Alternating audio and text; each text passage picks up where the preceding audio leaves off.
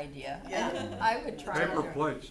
And, Yeah, yeah. You know, the job jar is a nice idea because it makes it kind of like a game too. And like if you have kids, they pick a job, you know, they're going like, oh, I wonder what I'm gonna pick. And they pick it and they go, and then you say, hey, when you get done with that, I'm gonna come and cheer you on. And then you go, you know, you go check it out and you go, hey, yeah, great, you did a wonderful job. And then they go, what's the next one? And then they wanna pick the next one because kids want Yeah. to help. And adults don't lose that either. You know, they might, but they could get into the swing of I the think thing. that's a good idea. To have a little plan, yeah. So, you know, another thing that you can do is, I learned this years ago and it helped me so much for holidays. So this is you plus one, this is you plus many. Now, if you don't plan at a holiday, what ends up happening is you and a bunch of people, and it's all pure havoc, and you know, you drive away and you think, I didn't get a chance to talk to anybody. It was just nuts. It was crazy. You know, haven't seen my sister in a year, and you know, they all flew in, let's say. I haven't seen her in a year, and I didn't even really talk to her because the hubbub of the event just gets you going down the stream, and before you know it, you're not really tuning in individually. But we do need that time, you and many people, you know, the celebration of the whole family all in one room, it's great. But then you need to have some time with you and just one other person. You have more intimate time. So that's the time where you say, let's go, you know, get a couple groceries, or let's go get some milk. And then the two of you drive off and take a long way around so that you don't have to come back, and you get that little bit of a break, you get a chance to talk. You might say, hey, I'm gonna plan to take a little walk with my dad. My dad likes to walk, I'm gonna walk.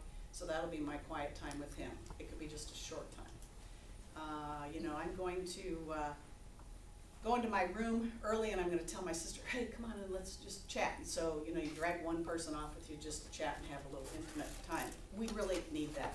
And then you also spend a little bit of time just by yourself, you know, drive off by yourself, because holidays are really stressful. Just all those people and all that hubbub, if you're not used to it, which I'm not. So all of a sudden I'm in this gaggle of people and I'm loving it, but I'm not realizing how it's wearing me out. And you know, you go to bed at night and you're like, and then you can't sleep because all this stuff is going on in your head. So this is a great little model to be thinking about how you can spend your time. You plan this ahead of time before you get together with the whole family, so you're prepared how you can spend your time in a way that's really meaningful to you and that you're really going to enjoy. It's probably why a lot of people watch 10 hours of football just to get away from craziness in the other room. Yes. Yeah, it is. It's kind of like dancing around the fire in the old days, real old days, primitive days. Yeah. So, do you feel like you have a little better grip on what you might do a little differently for the holiday season? Does it seem like it would be less stressful to plan your, I call it the peace plan, your personal peace plan? It's really taking a few steps to plan it out before it happens, instead of just showing up and having it just kind of take over, and it's not going to necessarily go the way you want it to go. What kind of insights have any of you gotten from today, or anything you'd like to add to it? I think it works good, even putting that into work things, because that's kind of every day you show up and just, it happens. Yeah. And I think putting stuff like that You're into talking even about at this work, one? everything. Oh, I see. Yeah. Some offices have a committee to plan for seasonal events and so on.